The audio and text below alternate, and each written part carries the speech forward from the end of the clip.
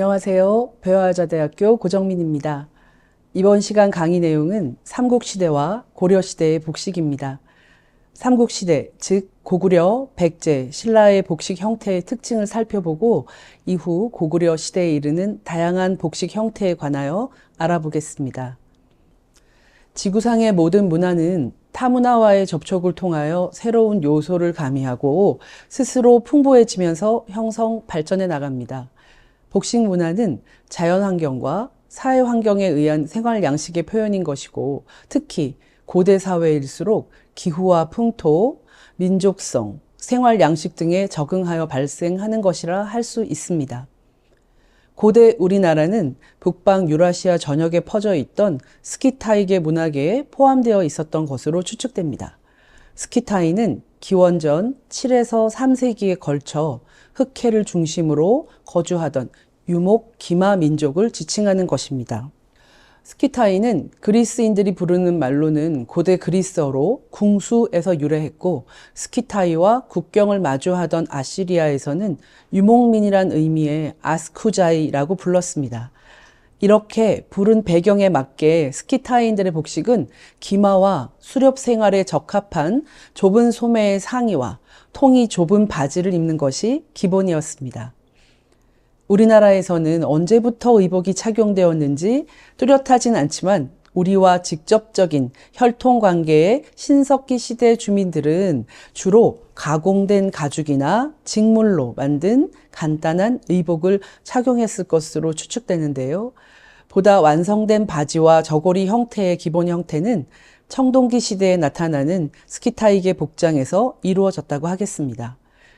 이번 강의에서 살펴볼 삼국시대 복식의 기본 형태와 유사합니다. 다음의 사진은 기원전 4세기 고분 출토품에 나타난 스키타이인의 모습입니다. 두 궁수가 서로 등을 마주대고 있는 모습의 유물인데요. 이렇게 고분 출토품에 새겨진 스키타인들의 복식을 보면 이분들이 지금 등을 마주하고 있는데 각자의 모습을 보면 저고리는 역시 매우 타이트하고 바지 역시 매우 타이트하게 딱 맞는 형태입니다. 저고리와 바지 형태를 나누어서 입고 상의는 왼쪽으로 여며 입었는데 허리띠로 고정한 것으로 보입니다. 전형적인 스키타이의 복식 형태임을 알 수 있는데 이는 삼국시대의 복식에서도 나타나는 공통된 형태입니다. 그릇에 새겨진 남성들의 모습도 보시면 역시 좁은 소매 상의와 좁은 폭의 바지를 입고 왼쪽으로 여며 입고 허리에 대를 한 형식이 똑같습니다. 기후와 생활 양식에 적합한 옷의 형태로 생각이 됩니다. 다음은 5세기 말 삼국시대 지도입니다. 위치를 참고하시면 복식의 교류 흐름을 이해하는 데 도움이 될 것 같아서 보여드립니다. 보시는 지도의 영역에서만 국한되게 생각하지 말고 이 주변의 나라들과 활기차게 교류하면서 육로뿐 아니라 해로를 이용한 교류까지도 이루어짐을 감안하시면서 복식의 변화 과정을 이해해 주시기 바랍니다. 5주차 첫 번째 고구려 복식에 대해서 알아보겠습니다. 고구려는 기원전 37년에 건국되어 668년에 왕조가 막을 내리기까지 약 700년을 이어온 나라입니다. 기마 민족의 문화를 받아들여 북방에 살면서 민족의 방파제 역할을 하는 동시에 백제와 신라에 전달하는 역할을 하였습니다. 스키타이계 복식 문화 위에 다양한 문화의 영향이 혼합되어서 백제와 신라 등과 상호 연관하면서 우리만의 복식 구조를 이루었는데 고구려 사람들은 바둑과 투호, 축구, 무도, 음악 실험 등을 즐겼다고 합니다. 그러한 모든 자료들이 벽화에 남겨져 있어서 후대의 저희들은 그들의 생활상을 다 이해할 수 있는 것입니다. 다음의 그림은 각저총에 그 씨름을 하는 남자들의 모습을 그려주었는데 지금 보시면 그 두 사람이 이제 부둥켜서 이렇게 현재 씨름하는 그 형태를 보여주고 있거든요. 근데 현재 씨름복과도 비슷한 형태의 모습으로 하고 있습니다. 옆에 오른쪽에 구경하는 남자 한 분이 이제 서 계신데요. 남자는 그 좀 좁은 통의 바지와 저고리를 입고 있습니다. 그러면서 이제 구경하는 형태의 모습이고요. 그래서 그 고구려 시대의 씨름을 즐기는 모습 역시 저희는 이렇게 벽화를 통해서 볼 수 있습니다.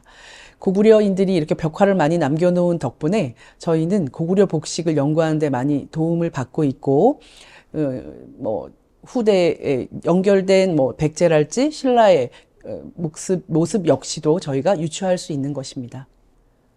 고구려인의 의복 종류는 크게 저고리와 또 긴 저고리, 바지, 치마, 포, 갑옷류 등이 있었습니다. 저고리는 만약에 얘를 바닥에 딱 펼쳐 놓으면 T자형의 형태를 하고 있고, 길이는 둔부선, 그러니까 엉덩이 정도 오는 길이거나 종아리까지 오는 긴 길이의 저고리도 있었습니다. 지금 현대의 태권도복과도 거의 유사한 형태라고 보시면 됩니다. 저고리의 가장자리에는 색이 다른 선을 대었고요. 오른쪽으로나 왼쪽으로 여미고 허리에는 띠를 둘러서 고정하였습니다. 벽화에 나타난 저고리의 컬러는 아직까지도 많이 그 자료가 남아있다 보니 저희가 보면 매우 다양하고 직물 표현도 감각적인 모습을 보이고 있습니다. 바지 같은 경우는 대부분이 이제 발목 길이에 오고요.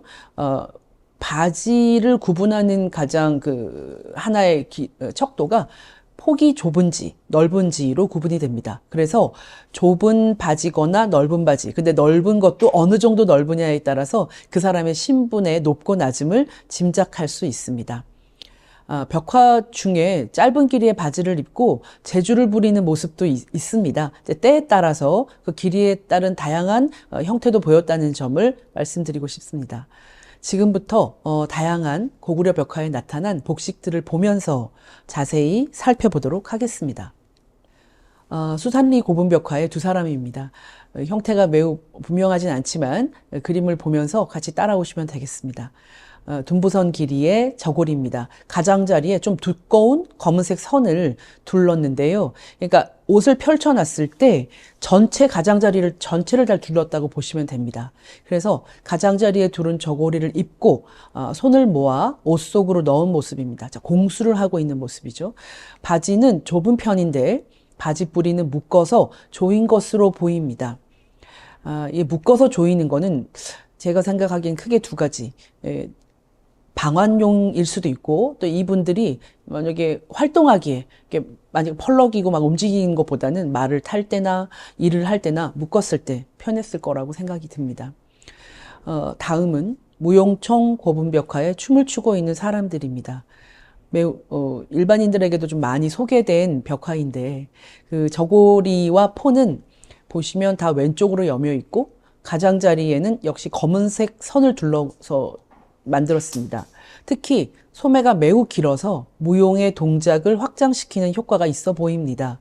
또한 옷의 색도 동일하지 않게 변화 있게 색을 선택한 점이, 그러니까 상하의를 서로 교차해서 컬러를 선택한 점이 훨씬 리듬감 있어 보여서 고구려인들의 미감을 느낄 수 있는 부분입니다. 다음은 수산리 고분벽화의 또 다른 남자입니다. 이 사람 같은 경우는 붉은색의 선을 대었고 역시 저고리의 길이는 둔부선 정도입니다. 저고리의 이를 입은 형태 아래로 바지 폭이 굉장히 꽤 넓은 듯한 폭을 보입니다. 이 사람을 조금 전에 봤던 수산리 고분의 두 남자와 비교해 보시면 상대적으로 매우 크게 그려져 있다는 것을 알 수 있습니다. 그리고 이 그림에서 앞에 굉장히 작은 사람이 하나 보이는데요. 작은 사람과 큰 사람의 구분은 고구려 벽화에서 그 사람의 신분의 차이를 나타낸다고 합니다. 그래서 앞에 있는 작은 남자에 비해서 뒤에 있는 사람은 상대적으로 크고 바지통도 굉장히 커서 귀족으로 추정됩니다. 다음은 안악 3호분에 있는 여러 명의 남자가 있는데 앞에는 이제 태수고 뒤에 3명의 남자가 서 있습니다.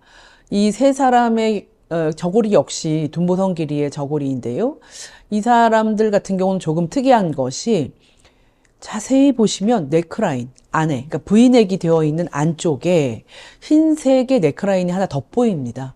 이 부분이 좀 특이한 건데 이건 내이용 저고리를 하나 더 입은 것으로 생각이 됩니다. 그러니까 고구려 지역이 아무래도 이 남쪽보다는 훨씬 춥고 그래서 그 상황에 따라서 여러 겹 입었을 것으로 생각이 됩니다. 다음은 무용총 접객도입니다. 그러니까 앞에 있는 손님을 맞이하는 사람의 옷은 지금 많이 훼손이 돼서 보이지 않지만 주인으로 여겨지는 남자는 앞에 그려진 예를 들어 시종으로 보여지는 그 작은 남자에 비해서 굉장히 큽니다. 그러면서 뭐 소매도 여유가 있고요. 자, 굉장히 넓은 폭의 바지를 입고 있습니다. 그 조여져 있는 부분을 보시면 상대적으로 옆으로 많이 이렇게 처져 있는 형태를 볼 수 있어서 역시 그 지위를 가늠할 수 있습니다. 자, 다음은 쌍용총 벽화의 모습입니다. 그 세 명의 남자는 역시 선을 두른 저고리를 입고 또 바지폭이 매우 넓은 것으로 보입니다. 그 무용총의 그 도트 문양이 매우 특이한 문양이었는데요. 그 문양과도 비슷한 문양의 바지가 흥미롭습니다. 그 세 사람의 바지가 모두 굉장히 폭이 넓다는 점. 네. 다음은 각저총의 두 여인인데 이 여인들이 지금 앉아 있는 상태라서 사실 섰을 때 이 포가 어느 정도 길이가 올지가 좀 정확하진 않지만 그 전체적인 거를 다 비례로 계산을 해서 제가 고증을 해봤는데요. 거의 이거는 이제 포로 보는 것이 맞다고 생각이 듭니다. 그 포를 입은 여인 두 사람이 무릎을 꿇고 앉아 있는 모습인데 앞에 있는 사람, 뒤에 있는 사람 모두 아래에 주름 잡힌 흰색의 치마를 입고 있습니다. 앞에는 검은색 포에 뒤에 여성은 색이 바래서 지금은 회색으로 보이는 포를 입고 있습니다. 그냥 보이기에는 보이지 않던 옷의 무늬가 저희가 그 연구한 결과 현미경으로 정말 자세히 들여다봤더니 그 앞에 여인의 검은색 포 앞에 붉은색 선장식이 있거든요. 근데 거기에 살짝 가로 줄무늬가 있는 겁니다. 네, 그리고 뒤에 여인의 옷에는 그냥 점을 찍은 듯한 무늬였나 했는데 그거 역시 현미경으로 보니까 달과 별을 형상화한 듯한 무늬가 있었습니다.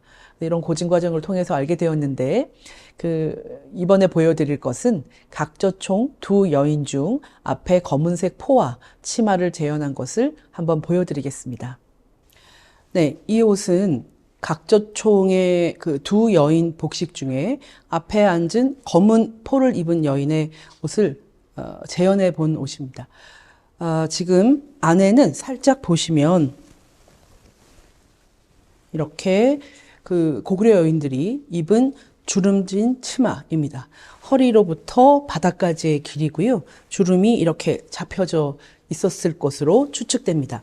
그 위에 좀 긴 장류라고 보기에는 좀 더 긴 포를 입었을 것으로 봐서 이렇게 포를 입고 앞에서 이렇게 여민 다음에 허리에 대를 메었습니다. 대는 살짝 옆으로도 메었을 것으로 생각됩니다. 네. 제가 그 앞서 설명한 바와 같이 그냥 육안으로 봤을 때는 보이지 않던 이런 줄무늬가 이 가선, 그러니까 주선과 가선이 있는데요. 주선 부위에 보이는 것을 발견했습니다. 현미경으로 봤을 때. 그래서 저희는 표현할 때 이렇게 직접 있는 문양을 표현해 보았습니다. 고구려 각조총 부인복입니다. 무용총 두 여인도 치마를 입고 있습니다. 그 위에 그 포를 입고 또 대를 맨 모습이 보이는데 특이한 점은 치마 아래 바지를 같이 입은 모습입니다. 두 여인의 포의 색상이 각기 다른 점도 흥미롭습니다. 자, 다음은 모두 여인들을 살펴보겠습니다. 첫 번째랑 두 번째는 수산리 고분 벽화에 나타난 여인들이고요. 그 다음 보실 거는 쌍용총 벽화에 나타난 여인들입니다. 여인들을 보시는 이유는 그 세 그룹의 치마를 한번 비교해 보겠습니다. 치마는 허리에서 바닥까지 주름이 잡혀져 있는 모습입니다. 주름의 정도로 치마폭을 감안할 수 있는데 쌍용총 여인들과 수산리 고분벽화의 두 여인이 착용한 치마는 폭이 꽤 넓고요. 굉장히 또 정교하게 제작이 된 것으로 보입니다. 주름의 크기가 좁은 것과 넓은 것이 확연히 구분이 됩니다. 특히 수산리 고분벽화 여인의 치마는 색동의 컬러 사용도 보이는데 이 당시에 발견된 그 바느질 도구들이 매우 둔탁하기는 하지만 그래도 이렇게 색동을 잇고 또 주름을 잡고 했던 그 고구려인들의 의복 기술 역시 뛰어났다고 생각이 듭니다. 다음은 남자의 포를 살펴볼 벽화들을 한번 보겠습니다. 그 고구려 시대에는 신분에 따라서 인물의 크기를 다르게 그린다고 하였습니다. 앞에 그 서 있는 사람이 이 무덤의 주인이고요. 앞에 무릎 꿇고 앉아 있는 공수하고 있는 사람이 그 아랫사람인 것으로 생각이 됩니다. 포는 긴 저고리보다 훨씬 길어서 지금 바닥에 끌리는 형태를 볼 수 있습니다. 소매가 길고 풍성하고 또 V 네크라인으로 보이게 여며 입고 있는데 지금 이 사람도 그렇고요. 뒤에 볼 묘주들이 한쪽으로 여며서 입은 모습이 보이지 않아서 앞이 막힌 형태의 포로 생각이 됩니다. 깃과 소매 끝, 포의 가장자리에 검은색으로 선을 대었습니다. 안악 3호분 귀족 남성으로 추정되는 분은 앞에서 봤던 그 묘주의 V넥 포처럼 이분도 V자형 기세 포를 입고 있습니다. 그 진동에 많은 주름과 깊이가 있고 수구, 그러니까 손이 들어가는 입구죠. 예, 그 부분은 좁게 되어 있습니다. 그래서 아마 이분이 팔을 들면 그 이제 사선형으로 요즘 소위 가오리 핏이라고 하는 형태의 핏이 되겠습니다. 이 포의 전면이 트여 있는지에 대한 부분은 정확하게 알 수 없지만 그렇게 보고 유추하고 그 여며져 있는 부분을 찾을 수 없어서 저희는 V자형의 앞이 막힌 포라고 생각합니다. 옆에 있는 덕흥리 묘주의 모습인데 안악 3호분의 묘주와 굉장히 앉아있는 모습이랄지 그 구도 역시도 굉장히 유사합니다. 그리고 입은 포의 모습도 V자형 기세에 막힌 포의 모습이 굉장히 유사하게 나타나고요. 좀 앉아있고 옆에 있는 시종들이 있고 하는 그 구도가 역시 매우 유사합니다. 또 다른 유사 유형의 복식이 덕흥리 고분 태수입니다. 그러니까 덕흥리 묘주 옆에 벽으로 보면 그 태수들이 쫙 나란히 서 있는데요. 이 사람들도 역시 비슷한 형식의 포를 입고 있습니다.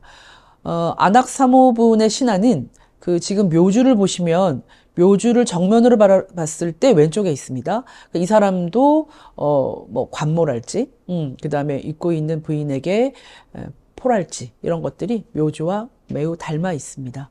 그래서 지금 그 안악 3호분의 신하와 지금 덕흥리 고분의 태수의 관모를 보시면 형태가 매우 똑같습니다. 그래서 그때 그 신하들이 썼던 관모의 형태를 우리는 지금 볼 수 있습니다.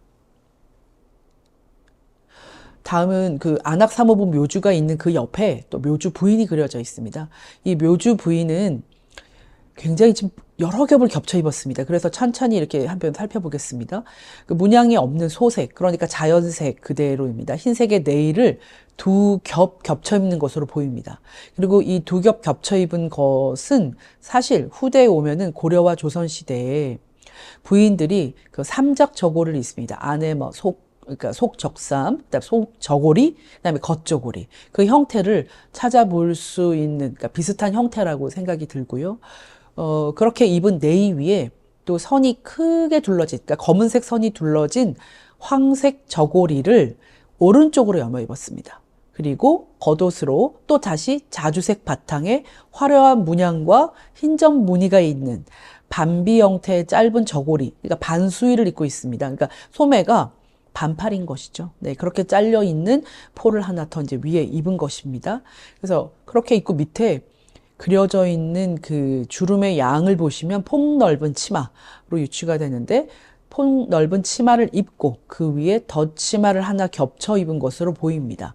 그래서 이 덧치마의 경우는 약간 그 앞치마 같이 생긴 모습으로 생각이 듭니다. 여기서 보여지는 반수인은 고구려 벽화가 증명해 주듯이 고대에 이러한 형태의 소매 짧은 저고리가 입혀져 왔을 것으로 추측할 수 있습니다. 여기서 퀴즈를 내겠습니다. 앞에서 본 수산리 고분벽화의 여인입니다.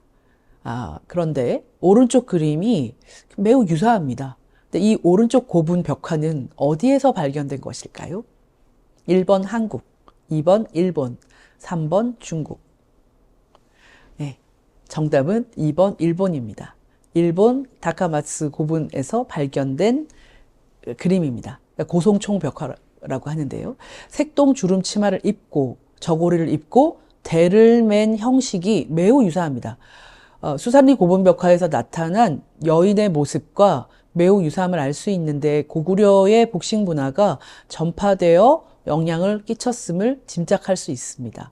이뿐 아니라 다카마츠스카 고분의 축조 방식이 일본의 종래 방식과는 다르고 한반도의 것과 동일한 점 역시 복식 문화 전파가 되어서 이렇게 복식이 여러 가지 그 문화가 전파되던 중에 또 하나로 전달이 되었겠구나 하는 근거가 되고 있습니다.